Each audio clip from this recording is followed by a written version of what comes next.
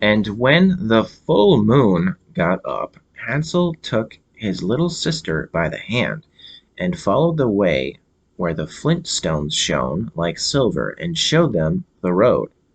They walked on the whole night through, and at the break of day they came to their father's house. They knocked at the door, and when the wife opened it and saw that it was Hansel and Gretel, she said, "You naughty children, why did you sleep so long in the wood? We thought you were never coming home again." But the father was glad, for it had gone to his heart to leave them both in the woods alone.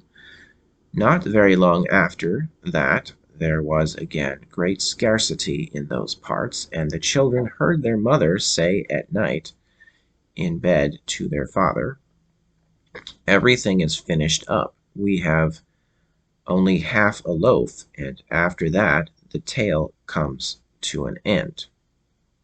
The children must be off. We will take them farther into the wood this time, so that they shall not be able to find the way back again. There is no other way to manage." The man felt sad at heart, and he thought it would be better to share one's last morsel with one's children. But the wife would listen to nothing that he said, but scolded and reproached him.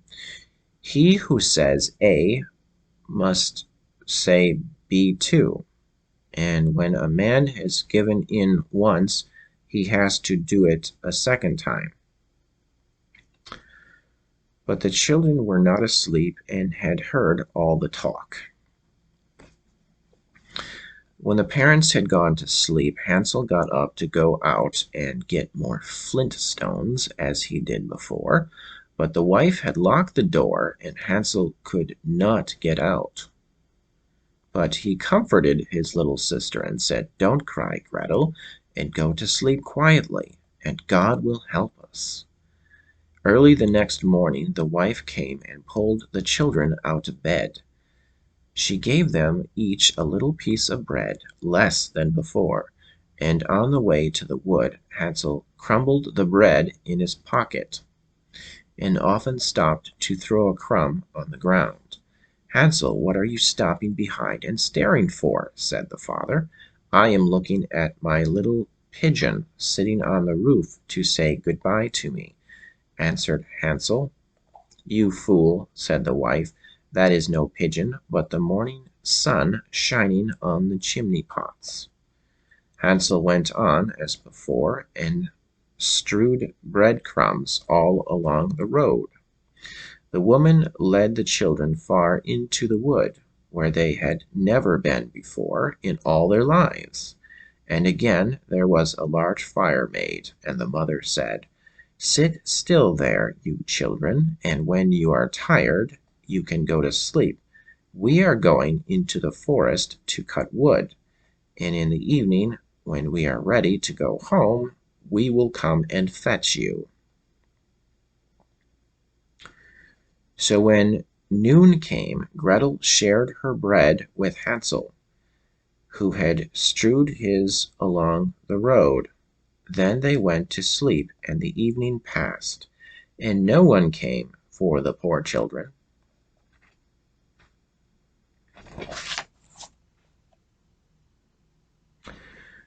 When they awoke, it was dark night, and Hansel comforted his little sister and said, "Wait a little, Gretel, until the moon gets up. Then we shall be able to see our way home by the crumbs of bread that I have scattered along it." So when the moon rose, they got up, but they could find no crumbs of bread, for the birds of the woods and of the fields had come and picked them up. Hansel thought they might find the way all the same, but they could not. They went on all that night, and the next day from the morning until the evening, but they could not find the way out of the wood. And they were very hungry, for they had nothing to eat but the few berries they could pick up. And when they were so tired that they could no longer drag themselves along, They lay down under a tree and fell asleep.